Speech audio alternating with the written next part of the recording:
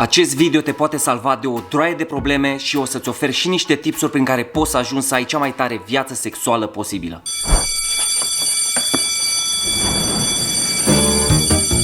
Hei, toată lumea în clasă! Come on, toată lumea! Haideți că începem ora de educație sexuală! Yeah! Nu-i chiar așa, o să fie doar o anume parte, să zicem, care ar putea să fie la o oră de educație sexuală, dar mă simt responsabil să vă fac acest video și, după cum ziceam în intro videoului, s-ar putea să vă salvez de o droaie de probleme. Bun, pentru cine nu mă cunoaște, eu sunt Paul Mateș, voi vă aflați pe canalul meu pe care l-am împreună cu familia Mateș. Sunt căsătorit de 16 ani și împreună cu soția mea ca și prieteni iubiți de 19 ani și împreună avem 3 copii. Avem ceva experiență de viață, am trecut prin multe probleme, dar am trecut și prin multe reușite pentru că am avut decizii bune, așa că m-am gândit să le împărtășesc cu voi. Poate plecați urechea și ascultați la acest video dacă cu adevărat sunteți interesați să clădiți o viață bună prin care să gândiți înțelept, ca să puteți să ajungeți să trăiți în pace. Bun, videoul ăsta ar fi al treilea video pe care îl facem în legătură cu relațiile de cuplu. Am început de la divorț, apoi am trecut la un video în care am vorbit despre relații, o să vă las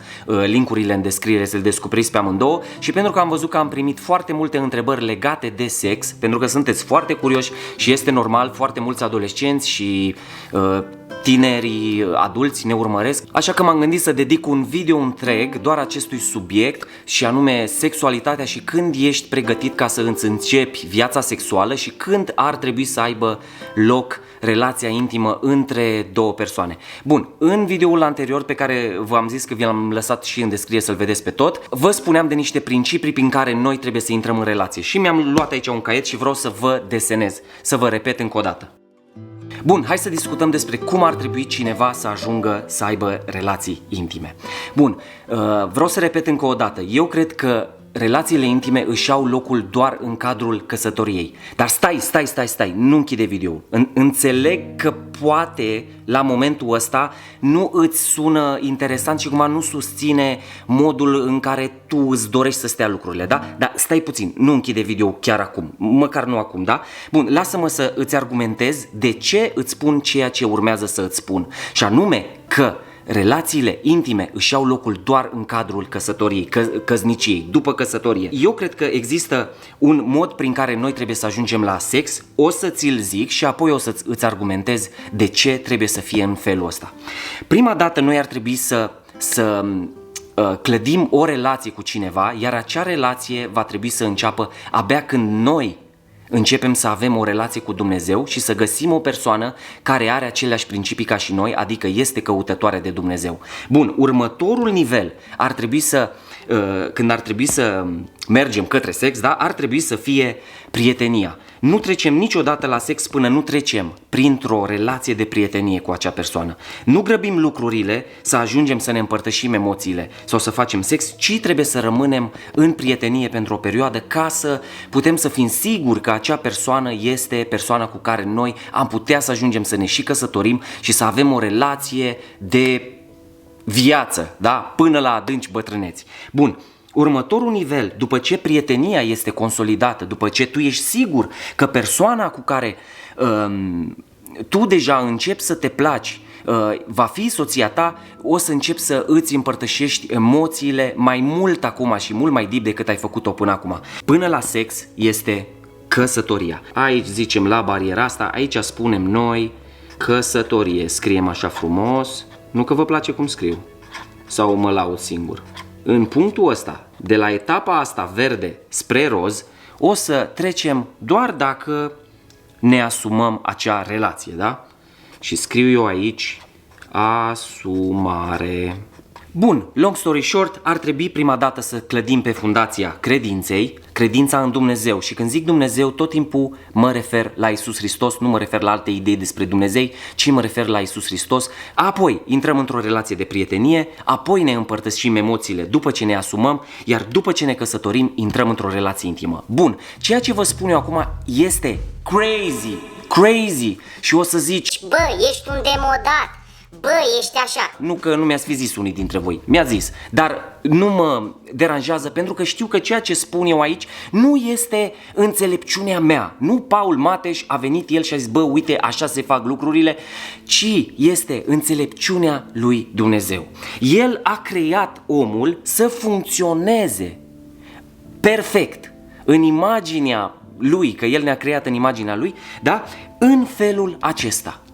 Acum, vezi tu, este foarte nebunesc ceea ce spun eu, pentru că tot YouTube-ul, 99% dintre el, nu tot, filmele, cultura noastră, muzica, tot ce se întâmplă în jurul nostru, colegii tăi de școală, de facultate, toți îți spun că prima dată este atracția sexuală și toți umblăm unii pe alții ca niște animale, da, așa, umblăm unii după alții ca să ne împerechem și aici intervine problema. Hai să desenăm problema. Vezi tu, problema este că asta este viața noastră. Așa ne clădim noi viața, iar lumea din jurul nostru ne zice că prima dată trebuie să începem cu sexul. Asta este pornirea fiecărui om. No, bun, vedeți voi, problemele încep aici, pentru că drumul nostru către sex, în loc să fie de jos în sus, adică să clădim pe credință, prietenie, emoții, să începem să avem o relație în vederea căsătoriei, iar apoi să culmineze în intimitate, noi facem exact invers.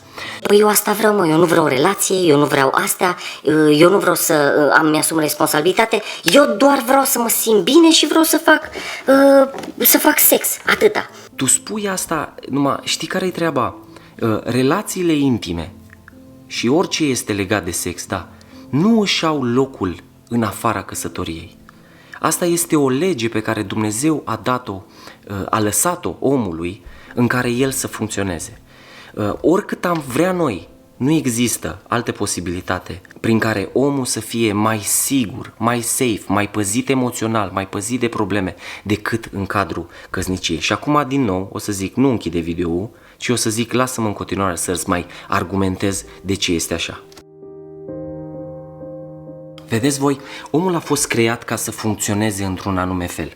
Numai că omul a decăzut și a devenit cu niște porniri pe care nu trebuia să le aibă. Și eu le-am numit, uite, vezi tu, pornirile lui așa vreau. În partea cealaltă, direcția lui așa ar trebui. În noi este o mică flacără acolo prin care noi conștientizăm anumite lucruri și știm că ar trebui să acționăm diferit, dar simțim foarte mult că parcă vrem altceva și vrem parcă tot numai lucruri rele. Omul a fost creat de Dumnezeu ca să trăiască după așa ar trebui, numai că el a decis să meargă după așa vreau. Și felul acesta de așa vreau, asta înseamnă păcat. Vedeți voi, păcatul are așa o conotație ca și cum ar fi tu ești împotriva legii lui Dumnezeu. Asta și înseamnă cumva, dar într-un fel, dar mai înseamnă și ceva, mai înseamnă ratarea țintei. Asta este cu adevărat însemnătatea cuvântului păcat. Dacă tu înțelegi doar că păcatul înseamnă că cineva îți zice că ceva trebuie să faci și să nu faci și tu trebuie să respecti regulile alea, este o înțelegere slabă. Dar dacă tu înțelegi că păcatul înseamnă de fapt o ieșire din acel fel în care Dumnezeu te vrea ca tu să trăiești, este cu totul altă înțelegere. Bun, și când eu spun că sexul ar trebui să fie în cadrul căsniciei, în cadrul de unitate dintre o femeie și un bărbat, pentru că așa ne-a creat Dumnezeu, spun că noi ar trebui să mergem în direcția lui așa ar trebui. Dar vedeți voi, pornirile noastre sunt tot timpul către așa vreau. Biblia zice că dacă noi mergem după lucrurile lui așa vreau, asta aduce moarte. Nu mai știi ce? Nu aduce o moarte fizică, ci o moarte în interiorul nostru.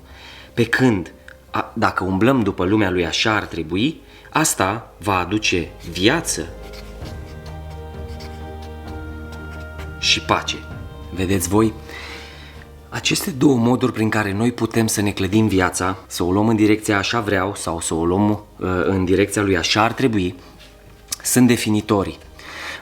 Îmi aduc aminte că eram în liceu și asta e o fază de, v-am zis, sunt cu Sara de 19 ani, atunci am început relația noastră și îmi aduc aminte că eram în liceu și aveam niște colegi care râdeau de mine că eu am ales să merg pe drumul lui așa ar trebui și râdeau și ziceau: Bă, Mateș, ia zi, mă, cum e cu gagica aia dintre a 10-a? Ia zi, cum e bună? E nu știu ce, e nu știu... Mă scuzați că vorbesc așa, dar trebuie să vorbesc pe limba voastră. Abia după 20 de ani se vede cât de bine am ales eu și ce consecințe a avut alegerea pentru că am vrut să merg după așa ar trebui și se vede cât de nasol a ales acea persoană și locul în care a ajuns. Acum nu o să dau detalii pentru că aș vrea să fie asta o chestie privată, dar vă spun că alegerile noastre se vor vedea în timp. Dacă ceea ce vă spun eu este ceva care să vă aducă regret sau ceea ce vă spun eu este pur și simplu nu înțelepciunea mea, ci înțelepciunea lui Dumnezeu care a lăsat-o pentru om, în care el să funcționeze și care să îți aducă roade bune. Și când zic de roade, mă refer la o relație sănătoasă din punct de vedere emoțional, o viață curată trăită, o viață pașnică de familie, o viață departe de boli cu transmitere sexuală, de sarcini nedorite, de dezamăgiri. Sunt atât de multe lucruri rele care vin în viața noastră dacă nu alegem drumul nostru către sex să fie cel potrivit, adică doar în cadrul unei căsătorii, când prima dată clădim pe credință, pe prietenie, pe emoții și abia după aia să ajungem la sex. Dacă facem invers, totul eșuează și o să vezi multe persoane care aleg să meargă prima dată după sex și nu aleg să clădească drumul către sex, ai să vezi că trăiesc în relații eșuate, cum am zis, poate ajung și la o vârstă foarte înaintată în care încă nu sunt într-o relație stabilă. Da, bă, Paul, am înțeles, dar e nevoie de experiență ca să știi ce-ți dorești. Ei, na, este cea mai mare minciună care își poate face loc în cultura noastră. Nu ai nevoie de nicio experiență, dragul meu. Dacă clădești lucrurile cum trebuie, dacă prima dată tu clădești pe credință, pe Dumnezeu, încât filtrele tale de alegere a persoanei potrivite să înceapă să-și facă loc în mintea ta, dacă tu apoi intri într-o relație de prietenie în care vrei să cunoști acea persoană, dacă tu abia apoi după ce ți asumi, intri la emoții, ai șanse foarte, foarte mari ca să ajungi să alegi persoana potrivită și îți spun eu că în momentul în care tu ai clădit cum trebuie, sexul este BOOM! Este foarte, foarte tare. Experiența nu te duce către o viață sexuală super faină, nu te duce, ci te duce către răni, îți pune în spate un bagaj cu multe amintiri care îți aduc vină, rușine, tot felul de drame, amintiri pe care le ștergi foarte, foarte, foarte greu. Bun, și acum dacă tu deja ai viața sexuală începută, niciodată nu e prea târziu ca să te oprești din tot. Să te oprești, să pui pe pauză tot, până în momentul în care vei intra în căsătorie. Și tu să începi de astăzi să-ți cauți Creatorul, să-L cauți pe Iisus Hristos și nu în modul ăla religios. Tu în inima ta să începi să vrei să-ți cunoști Creatorul și să vrei să mergi pe lumea Lui așa ar trebui, în direcția și în lumea Lui așa ar trebui ca să ieși din lumea Lui așa vreau. Pentru că ceea ce vrem noi, 99% din ceea ce vrem, așa ca instinctual vorbind, sunt lucruri greșite. Trăiește clipa, fă ce simți, urmează-ți visul, du-te după ea, cucerește-o. Asta este vocea colegilor, vocea societății, vocea, vocea televizorului și a internetului. Asta strigă tare. Încă o dată spun, timpul va decide cine a avut dreptate. Și asta ce spun eu acum nu e o chestie că, eu sunt demodat. Nu, fraților, în generația mea nu știu dacă eram 3 în clasă care au terminat liceul virgini. Deci să fim serioși, adică timpurile sunt aceleași și în niciun caz nu e că suntem noi mai bătrâni, adică am 37 de ani. Nu te gândi că sunt undeva dintr-o epocă în care sexul nu era liber. Era liber și în generația mea, la fel cum este și astăzi în generația ta. Provocările erau fix aceleași. La fel și în generația mea, colegii discutau în clasă, se lăudau că fiecare ce au făcut, făcut, că exagerau, era un concurs de care este mai dezvirginat decât celălalt. Adică acum, privind în urmă, și sunt convins că și ei se văd tare, tare neînțelepți. Dar, vedeți voi, din nou zic, timpul va decide dacă ceea ce spun eu astăzi este o prostie sau este înțelepciunea nu a mea, ci a lui Dumnezeu. Nu fi atent aici. Ești într-o relație și imaginează-ți că partenerul tău începe să-ți povestească și începe să gândească cum era cu fosta parteneră. Să aibă în mintea lui partenerele anterioare. Cum te simți? Te simți groaznic, nu? Ceva te roade, nu mai poți, nu vrei să nu existe chestia aia. No, știi de ce? Pentru că aia este mica flacără de veche a conștiinței noastre care ne spune că nu ar trebui să trăim așa, ci ar trebui să fim dedicați doar unei singure persoane. Din nou, poate nu ești de acord cu mine, dar nu uita, timpul va decide. Bun, dar ești într-o relație deja, ce ai putea să faci acum? Ai nevoie de limite, îți scriu aici cu albastru mare, limite. Vrei să intri într-o relație de prietenie? Nu o face până nu ai filtrele setate de credința ta în Dumnezeu. Vrei să ai emoții, să-ți împărtășești emoțiile cu persoana pe care o placi? Nu intra în împărtășirea emoțiilor până nu îți asumi că acea persoană va fi și persoana cu care îți dorești să te căsătorești. Vrei să ajungi la sex, că nu mai poți? Nu ajunge la sex până nu te căsătorești. Puneți limite, nu lăsa. Uite, vezi tu, e întrebarea asta, băi, cât de departe este departe, da? Unde pot să ajung cu prietenul sau cu iubita mea cu care chiar vreau să mă și căsătoresc? Să zicem că tu ai ajuns la momentul ăla la care te-ai hotărât să te căsătorești cu ea, da? Unde trebuie să spui stop?